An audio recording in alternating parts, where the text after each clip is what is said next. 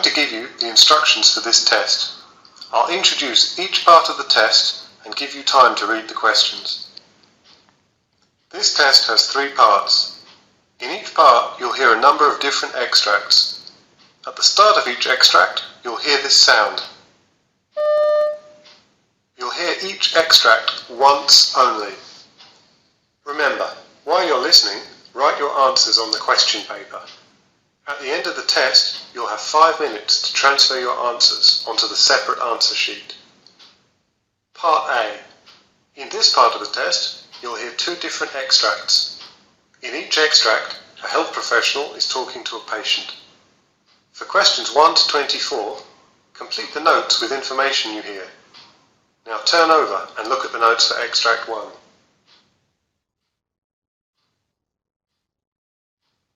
Extract 1, questions 1 to 12.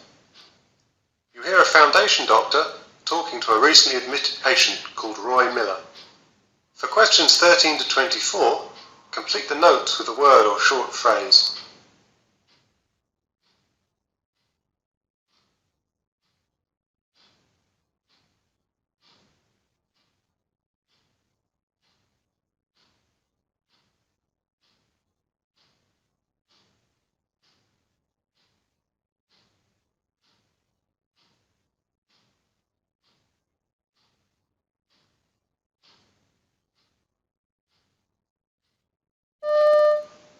So, Roy, I see from your notes you've been admitted because of shortness of breath.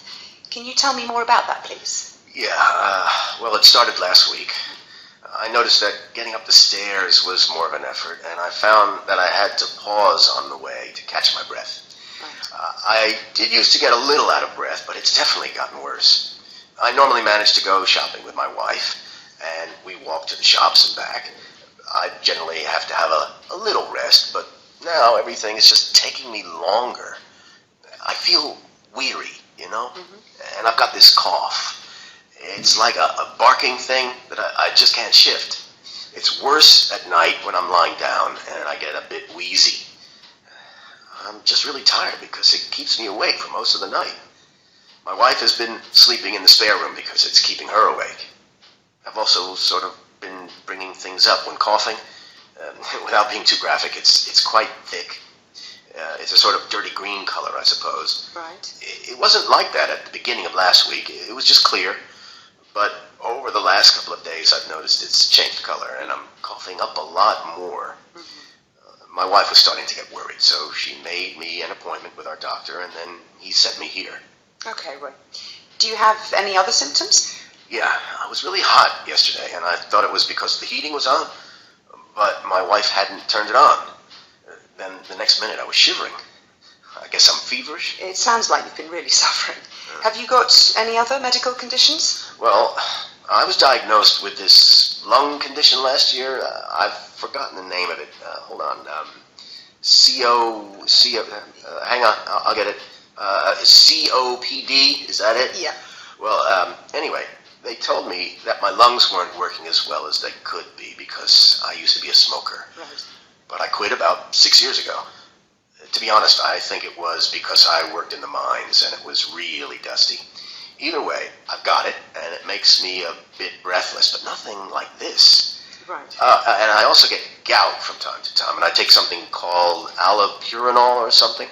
I've also got arthritis in my knees, but that's just because of my age, so I just put up with that. You mentioned taking allopurinol. Are you on any other medication? Well, the doctor gave me inhalers, and I'm using those. I'm getting better at taking them because I found it a bit confusing at first. I've started to take my blue inhaler a lot more over this last week because I've been so breathless. I take the stuff I mentioned before, a statin for my cholesterol, and then the odd paracetamol when my arthritis starts to play up. I don't really like taking pills, but if it keeps me going, then it's worth it. Also, I'm allergic to penicillin. I get an awful rash all over my body, and it's so itchy whenever they give it to me. Don't give me any of that. We won't, Roy. You mentioned you live with your wife. Are you both managing at home? Oh, yeah. We still get around the town to get our shopping and see the family.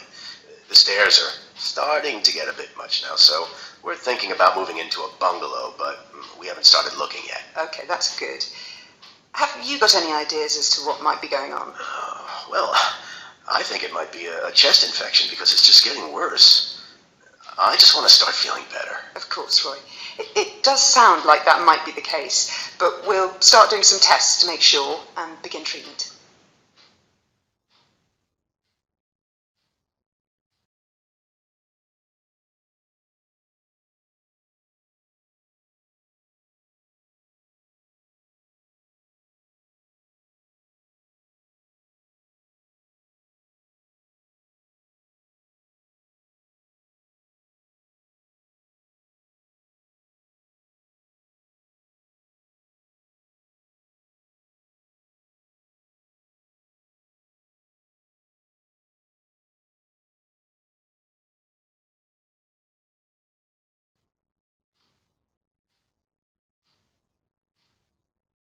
Now look at the notes for Extract 2.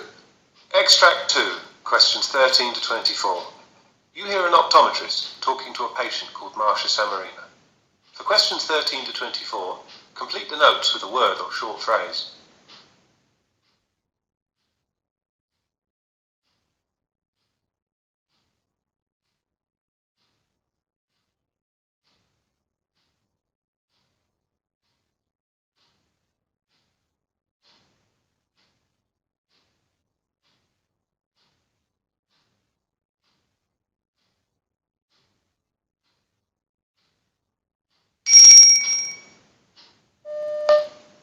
Hi, Marsha Samarina.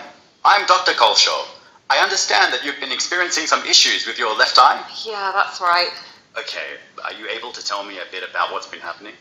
Yeah, sure. So last Friday was our office party, and so I was out quite late, and I'd had a couple of glasses of wine. Anyway, when I came home, I must have been a bit reckless taking out my contact lenses. I didn't notice anything then, but when I woke up in the morning, I had this pain in my left eye.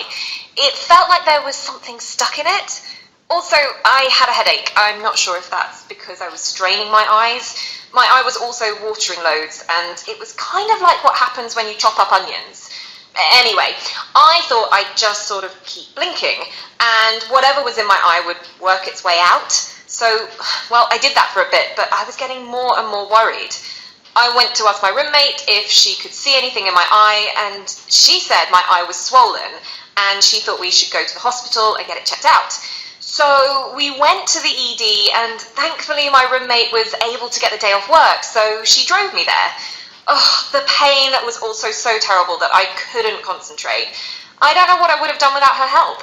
Ah, okay. So what happened when you went to the hospital? So we waited around at the ED for a bit, and then I was seen by a GP. I told him about the pain and how I thought I had something stuck in my eye, so he opened my eye and tried to see if there was anything in there that shouldn't be. It must have been quite difficult for him to see anything, so he did a fluorescein eye stain test. Then he took me to a dark laboratory room to look into my eyes with one of those microscope things. And when he still couldn't find anything, he seemed to think it could be an infection, and that's when I started panicking. And after that, were you referred to an optometrist? Oh yes, that's right. They sent me to this department after that, and the optometrist used some numbing eye drops on me. I was incredibly thankful to her for that. My eyes felt better very soon afterwards. And then she looked at my eye, and because I wasn't squinting from the pain anymore, she could see that there was a corneal abrasion. She said that I must have scratched it when I took my contacts out the night before. I see. So can you tell me how you've been treating your eye at home? Yes, she told me not to wear my contact lenses until this follow-up, and she prescribed me a couple of things. I'm using the antibiotic eye drops she gave me. I put those in the mornings and evenings, and the other thing she gave me is really horrible to use. It's a healing ointment, but it feels gross in my eye, so I just use it once a day. Unfortunately, they couldn't give me any of their pain relief to take home, so I've just been taking ibuprofen when it hurts. And how's your eye feeling now? Much better, thanks. It still hurts when there's bright light though, and I wasn't sure if that was normal. The optometrist said it would take quite a while to heal, so I guess I need to hang on a bit longer. Yes, at this point it will most likely still be recovering.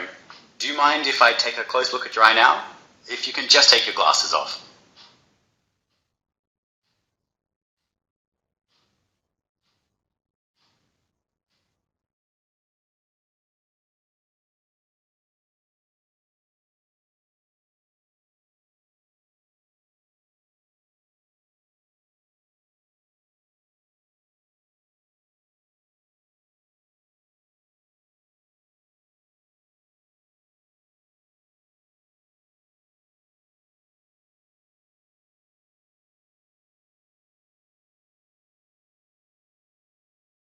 In this part of the test, you will hear 6 different extracts.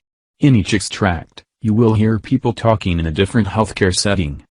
For questions 25 to 30, choose the answer A, B, or C, which fits best according to what you hear. You will have time to read each question before you listen. Complete your answers as you listen. Now look at question 25. In this part of the test you will hear a nurse explaining about spillage management. Spillage on fabric or carpet surface, e.g. sphygmo in the clinic. Put on the gloves, dispose of wrapped, remove any glass as broken glass. Using the scoop, push the globules of mercury together so that they form large globules which can be collected using the syringe. Transfer the waste mercury to the waste container.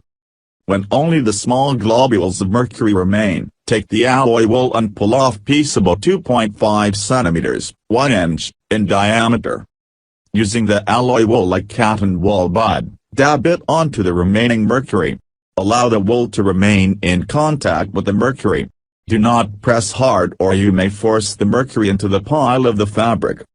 You will see the mercury filling the gaps between the metal strands as it forms an amalgam. The alloy wool bud will hold the mercury. When it does not pick up anymore and the mercury drops out again, use another piece of alloy wool. Place the contaminated wool in the waste container. Cap the waste container tightly and return it to the spillage kit.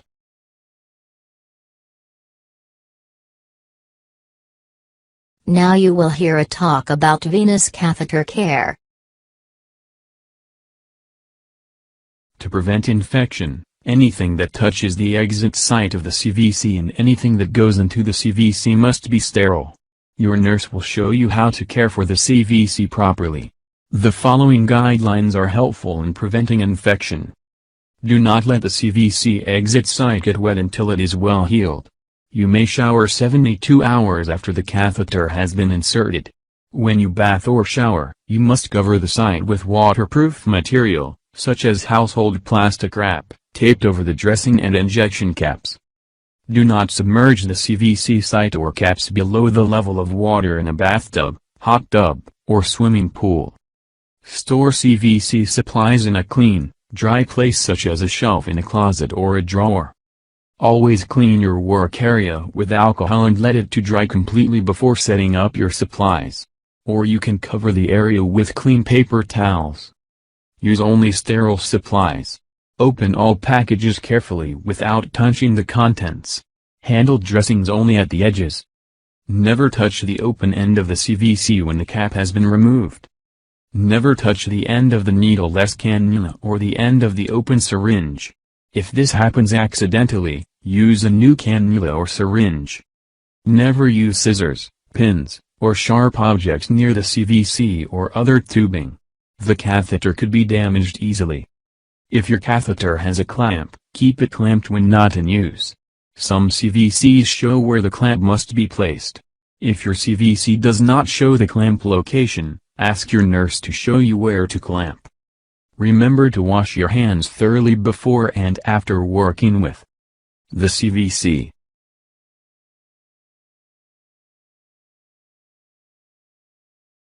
Now you will hear about drainage procedure of leg bag.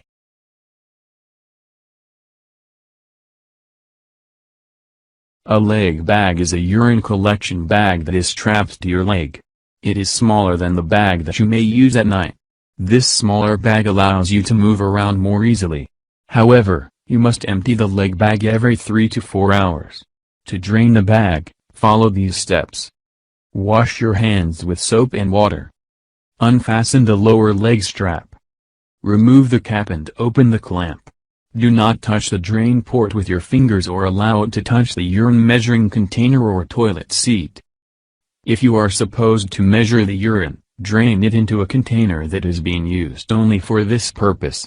Measure the amount of urine, record it, then empty the urine into the toilet. If you do not need to measure, simply drain the urine into the toilet. After the urine has drained completely, wipe the drain port and the cap with a cotton ball or gauze soaked with an antiseptic solution such as rubbing alcohol or povidone iodine, such as betadine. Close the clamp and fasten the lower leg strap. Wash your hands with soap and water. Now you will hear a talk about IABP therapy. IABP therapy is used to treat cardiogenic shock.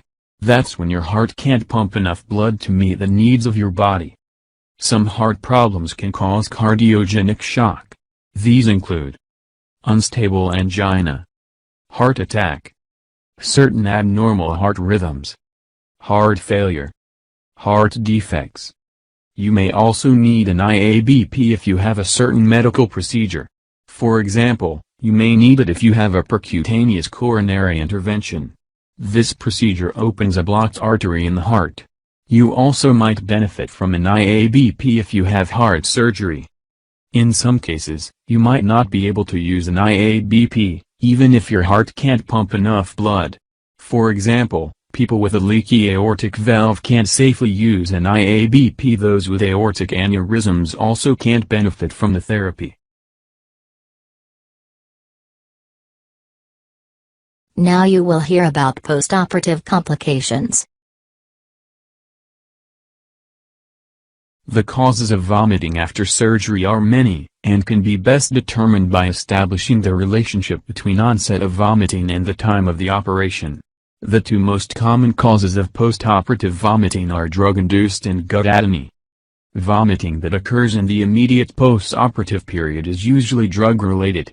If it is due to the effects of anesthesia, vomiting will usually settle within 24 hours. Current anesthetic techniques and modern antiemetics have rendered nausea and vomiting a relatively minor postoperative problem for most patients. Vomiting that occurs several days after operation may still be drug-related, but in this instance is usually due to an opiate rather than an anesthetic agent. Vomiting may be secondary to gut stasis, and this atony is usually self-limiting.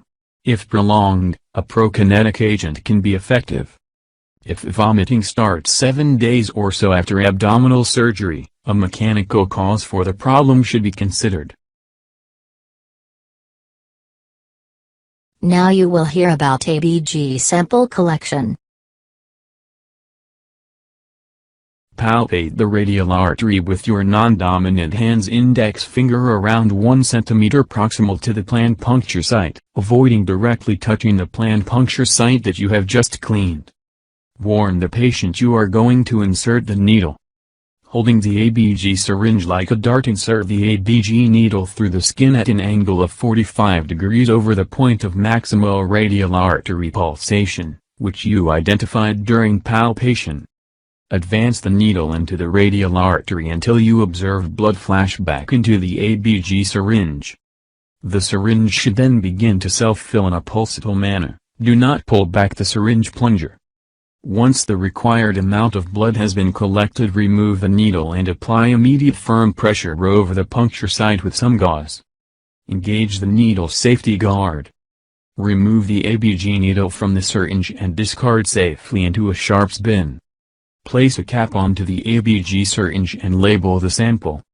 Yourself or a colleague should continue to apply firm pressure for 3 to 5 minutes to reduce the risk of hematoma formation.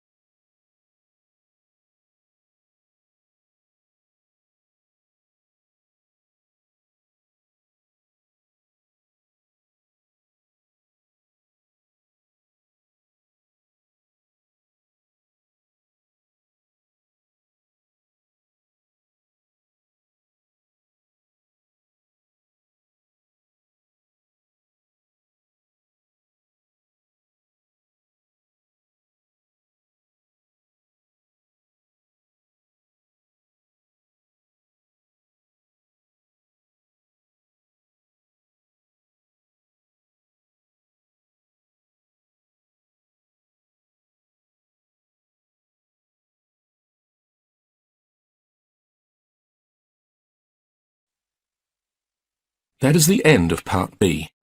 Now look at Part C. Part C. In this part of the test, you'll hear 2 different extracts.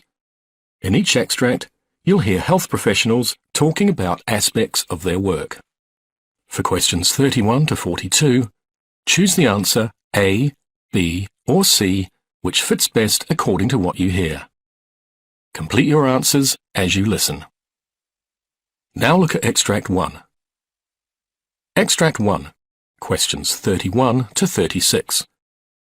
You now have 90 seconds to read questions 31 to 36.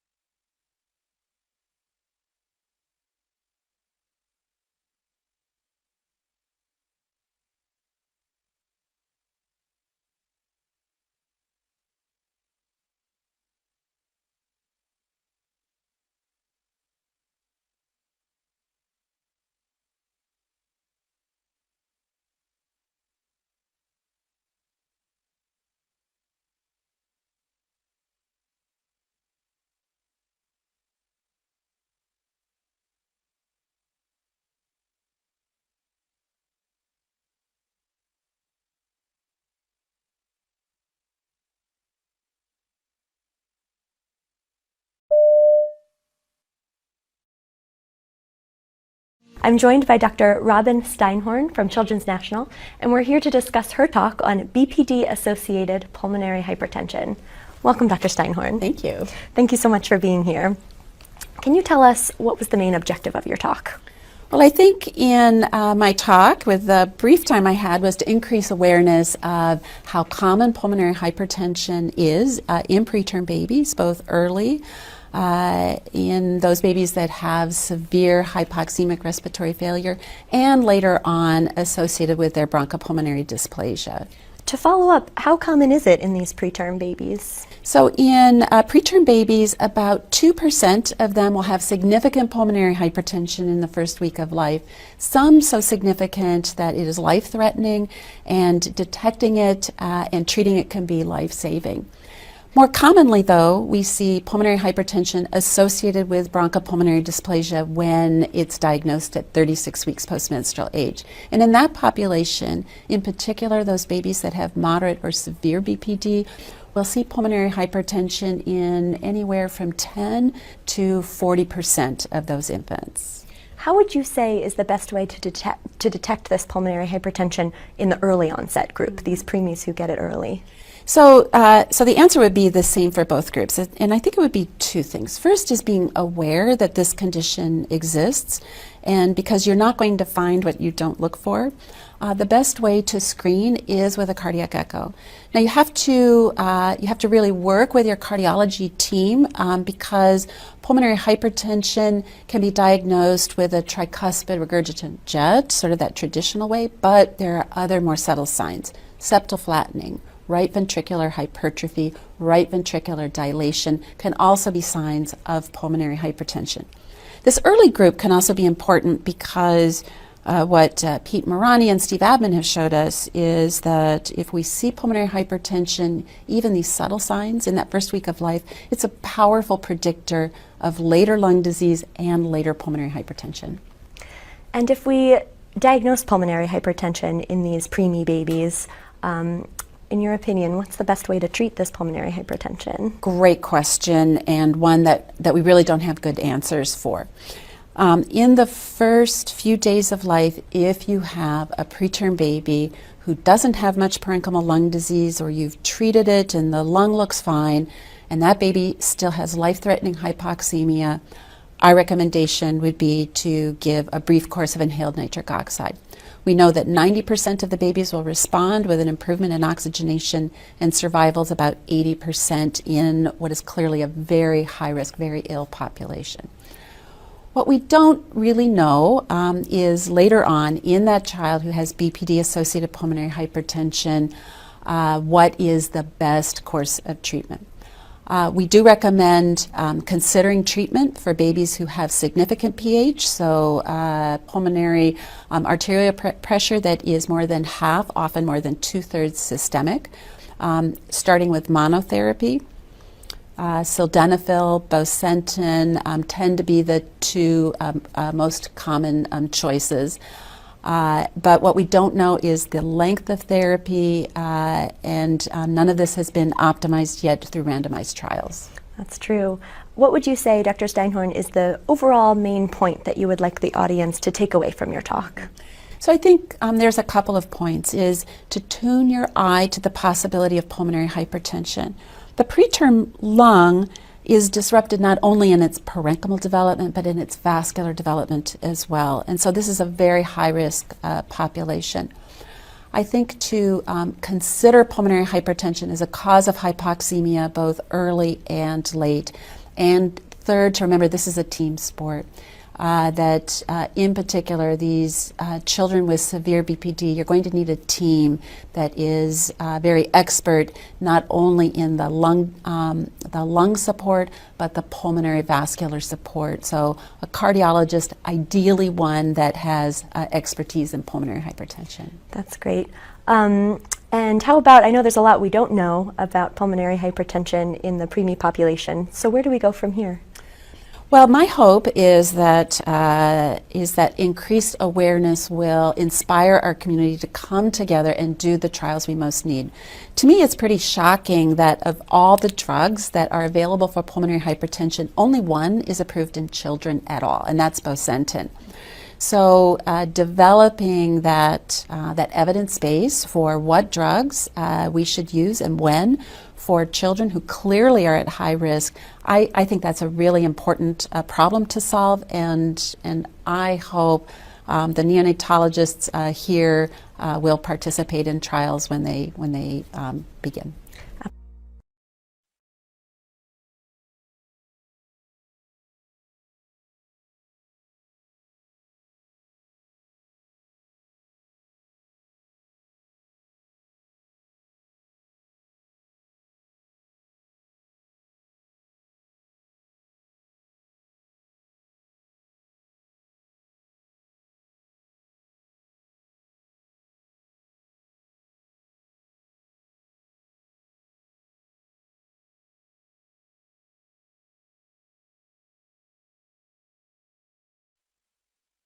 Now look at Extract 2.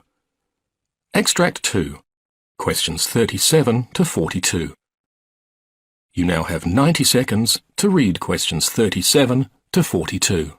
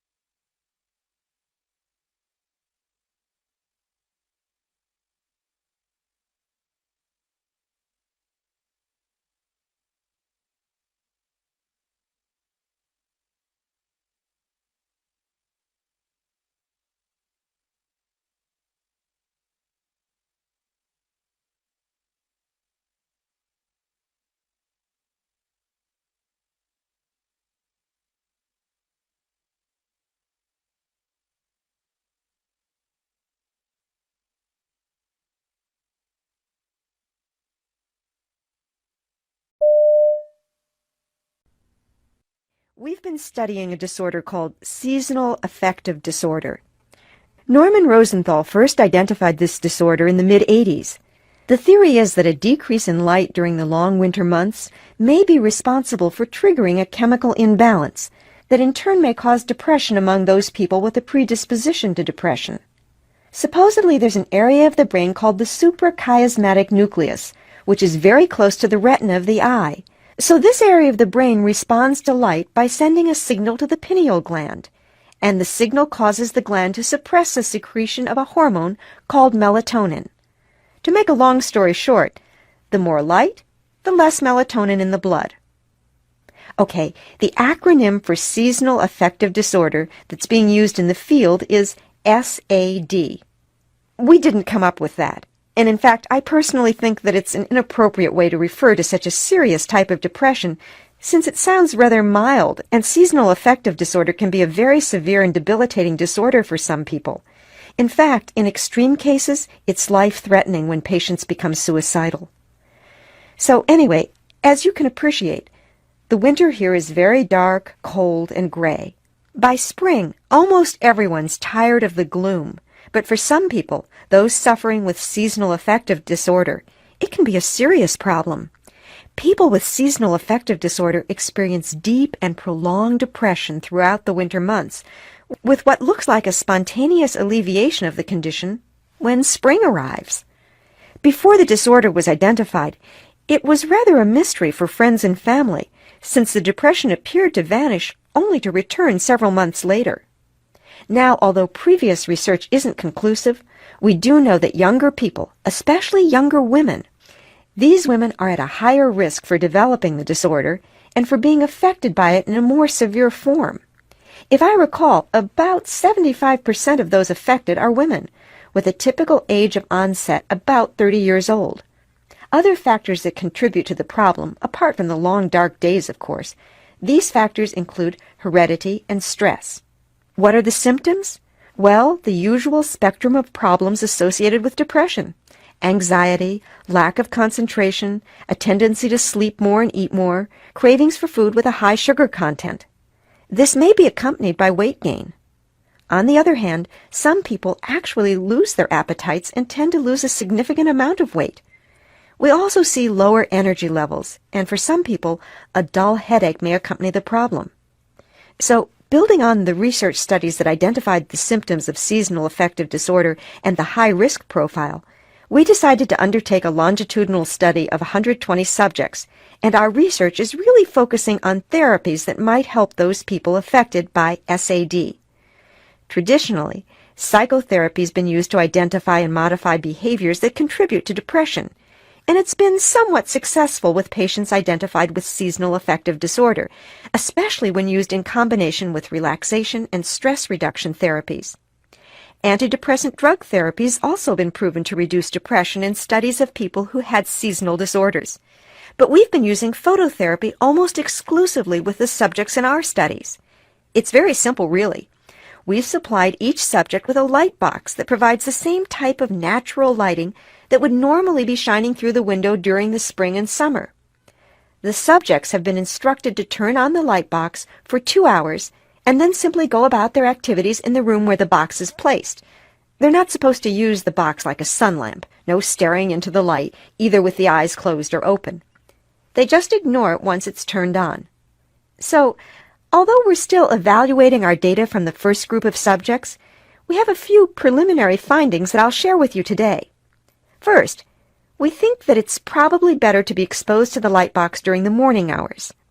Second, we're noticing a relationship between sleep patterns and seasonal depression, so maintaining a regular schedule for sleep seems to be a helpful therapy in conjunction with the light treatment.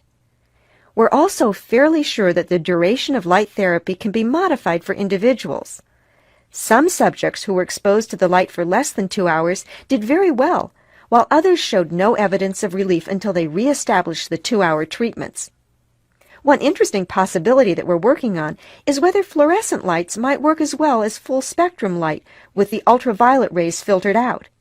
In our first trials, we used UV light exclusively, but now we have some trials underway with fluorescent light, and the results so far are encouraging. I'm also happy to report that there are few subjects who are experiencing side effects. There's no evidence of eye damage. We've been careful to filter out any potentially damaging UV rays. And in fact, the only negative side effect was minor headache that seemed to disappear after a few treatments. So, next semester, we plan to begin the second stage of our studies, and we'll be comparing the degree of depression on the part of subjects undergoing light treatments with control groups who'll receive either drug treatments or psychotherapy. What we really want to know is whether light treatments alone are as effective as the other options for therapy.